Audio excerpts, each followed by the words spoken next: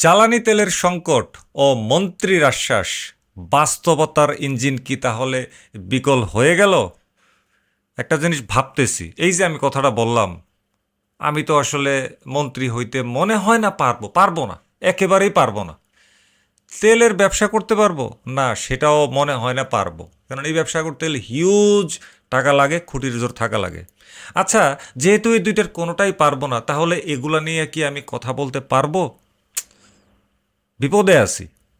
ওই যে আমাদের ওই পার্টিটা আছে না, ওই পার্টিটা তো বলে যে এই মোটরসাইকেল নিয়ে কোনো নেতিবাচক কথা বলা যাবে না যদি কেউ মেকানিক্যাল বা অটোমোবাইল ইঞ্জিনিয়ার না হয়।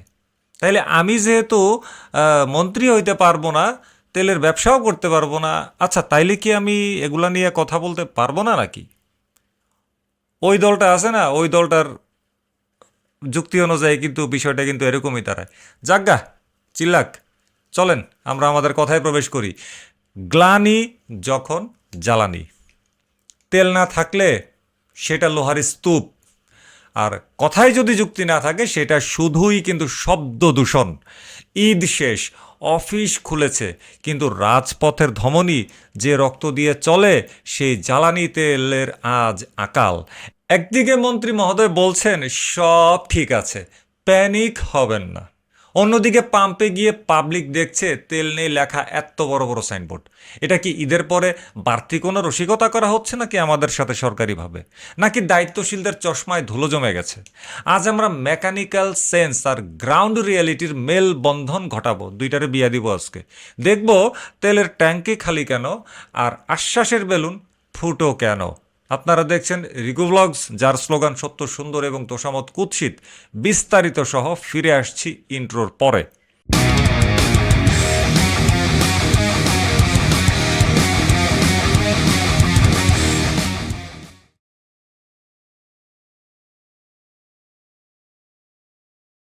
আসসালামু আলাইকুম। পাম্প মালিকরা যখন ধর্মঘটের চাবি ঘোরায়, তখন বুঝতে হবে সিস্টেমের গিয়ারে বালু ঢুকেছে। তেল নেই কেন? পাম্প মালিকরা বলছেন বিপিসি থেকে পর্যাপ্ত সরবরাহ মিলছে না। কমিশন নিয়ে অসন্তোষ তো আছেই, এটা অনেক পুরনো ঘটনা। তার উপর যোগ হয়েছে সাপ্লাই চেইন কলাপস। মেকানিক্যালি চিন্তা করুন, আপনার বাইকের বা বড় গাড়ির ফুয়েল লাইনে যদি ময়লা জমে, কার্বুরেটর বা ইঞ্জেক্টর পর্যন্ত তেল কিন্তু পৌঁছাবে না। এখানে বিপিসি হলো সেই ফুয়েল লাইন। যদি উপর থেকে ইনপুট না আসে, পাম্পের নজেল দিয়ে আউটপুট আসবে থেকে? মন্ত্রী বলছেন মজুদ আছে, মালিকরা বলছেন ডিপো খালি। এই দুই পিস্টনের ঘর্ষণে পিষ্ট হচ্ছে আপনার আমার মতন সাধারণ জনতা।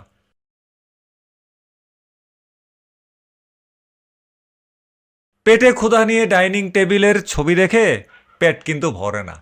পাম্পে তেল না পেয়ে স্টকের হিসাব শুনে বাইক কিন্তু বা অন্য কোনো গাড়ি কিন্তু চলে না। মাননীয় মন্ত্রী ইকবাল হাসান মাহমুদ টুকু চিল্লাইয়া চিল্লাইয়া বলতেছে তেলের পর্যাপ্ত মজুদ ও সরবরাহ ছিল, কিন্তু তেল কেনার পরিমাণ ও সঞ্চয় প্রবণতা বেড়ে যাওয়ায় পাম্পগুলোতে সময়ের আগেই তেল শেষ হয়ে গেছে। ক্রেতাদের এমন প্রবণতায় আমাদের কি করার আছে? আমরা বারবার বলছি তেল আছে, সবাই তেল পাবেন। তেলের অভাবে কারো গাড়ি কি বন্ধ হয়ে গেছে? আরে বাবা রে বাবা! আমাদের মাননীয় মন্ত্রী মহোদয়ের এই সমস্ত কথাবার্তা শুনলে আমাদের মোটরসাইকেল ইন্ডাস্ট্রির ওই পার্টিটা আছে না, ওই পার্টিটার কথা মনে পড়ে। ওই পার্টিটা কিন্তু ঠিক এই ধরনের মাজা ভাঙ্গা যুক্তি দেয়। তো চিনছেন নাকি ওই পার্টিটা কোন পার্টিটা? যদি চিনা থাকেন অবশ্যই সেটা কমেন্ট করবেন। আমার পুরনো দর্শক যারা আছে, যারা নিয়মিত দেখে, তারা কিন্তু ওই পার্টিটাকে চিনে। তো একটু কমেন্ট করেন যাতে এই চ্যানেলের নতুন দর্শকরা ওই পার্টিটাকে ভালোভাবে চিনতে পারে। টেকনিক্যালি হয়তো স্টোরেজ ট্যাঙ্কে কিছু তেল আছে, কিন্তু সেই তেল যদি ভোক্তা পর্যন্ত না পৌঁছায়, তবে সেই স্টকের মেকানিক্যাল ভ্যালু দুইটা ডিম্বু, মানে জিরো। এটা ঠিক অনেকটা আপনার পিসিতে 32 জিবি র্যাম থাকার মতো, কিন্তু ওএস যদি সেটাকে রিড করতে না পারে, তবে আপনার পিসি তো ল্যাগ করবেই। জনতা যখন পাম্পে গিয়ে রিজেক্টেড হচ্ছে, তখন মন্ত্রীর আশ্বাসের আপডেট ভার্সন কোনো কাজে আসছে না। এটা কি এই ঈদ উপলক্ষে শুভেচ্ছা বিনিময়ের নতুন কোনো সিস্টেম, নাকি মিসফায়ার?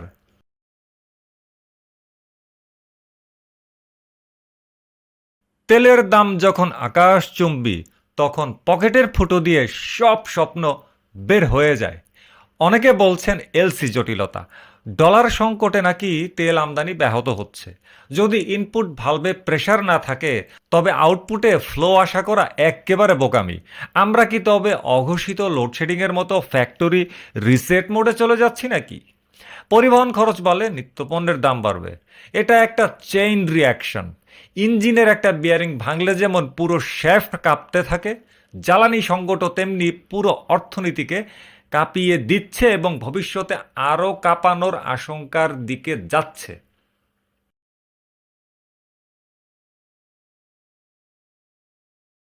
যার রুটি রুজি চাকার উপর নির্ভরশীল, তার কাছে 1 লিটার তেল মানে এক বেলার আহার।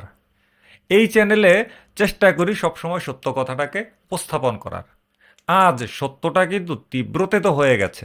একজন রাইড শেয়ারিং চালক যখন পাম্পে পাম্পে ঘুরে তেল পায় না, তখন তার মিটারে শুধু সময়টাই কিন্তু নষ্ট হচ্ছে না, একই সাথে নষ্ট হচ্ছে তার পরিবারের স্বপ্ন, ক্ষুধা, বাচ্চাদের এটা সেটা চাহিদা। মন্ত্রী মহোদয় কি জানেন রোদে পুড়ে লাইনে দাঁড়িয়ে থাকার মেকানিক্যাল স্ট্রেস কতটা? লোহারও একটা ক্লান্তি সীমা আছে, মানুষেরও ধৈর্যটাও কিন্তু ঠিক তাই। প্যানিক আমরা হচ্ছি না, আমাদের বাধ্য করা হচ্ছে, ঘাড়ে ধইরা বাধ্য করা হচ্ছে। মন্ত্রী বলতেছে আছে, পাম্প মালিকরা বলতেছে নাই, তাইলে গেল কই? তার মানে তারা উদ্দেশ্য প্রণোদিতভাবে আমাদেরকে প্যানিক করাইয়াই ছাড়তেছে। বলে প্যানিক হবি না, নে ভালো কইরাও, আমি কমও আছে, তোরা গিয়া দেখবি নাই। এই হইল অবস্থা।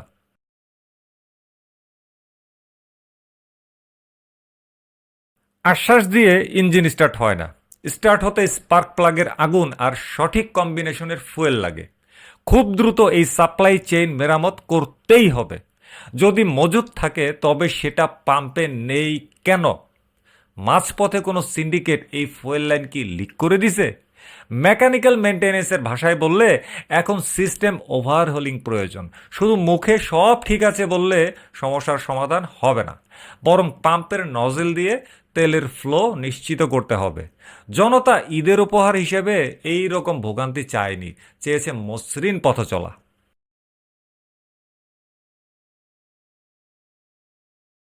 মিথ্যার ইঞ্জিনে চড়ে আপনি বেশি দূর যেতে পারবেন না। সত্যের ব্রেক কষলে সেখানে থেমে যেতেই হবে। জ্বালানি সংকট সমাধান না হওয়া পর্যন্ত আমরা কিন্তু কথা বলতে থাকব, কারণ আমরা জানি সত্য বলাটা কঠিন এবং জরুরি, কিন্তু তোষামত করাটা সবচাইতে জঘন্য এই সমাজে, এই দেশে, এই রাষ্ট্রে। মন্ত্রীর কথার মূল্য তখনই থাকবে যখন রাস্তার সাধারণ মানুষ হাসি মুখে পাম্প থেকে ফুয়েল ট্যাঙ্কে তেল নিয়ে বের হতে পারবে। তেলের সংকট নেই এই দাবি যেন শুধু ফাইলেই সীমাবদ্ধ না থাকে। শুধু ফাইল না, বক্তৃতা, বিবৃতি ইত্যাদিতেই যেন সীমাবদ্ধ না থাকে। তো আজকের মতো ভিডিওটা এখানেই শেষ। ভিডিওটি শেয়ার করুন যাতে সংশ্লিষ্টদের কানে এই মেকানিক্যাল আওয়াজ গিয়ে পৌঁছায়। দেখা হবে পরের ভিডিওতে। সাবধানে থাকুন, সচেতন থাকুন। আল্লাহ হাফেজ, আসসালামু আলাইকুম।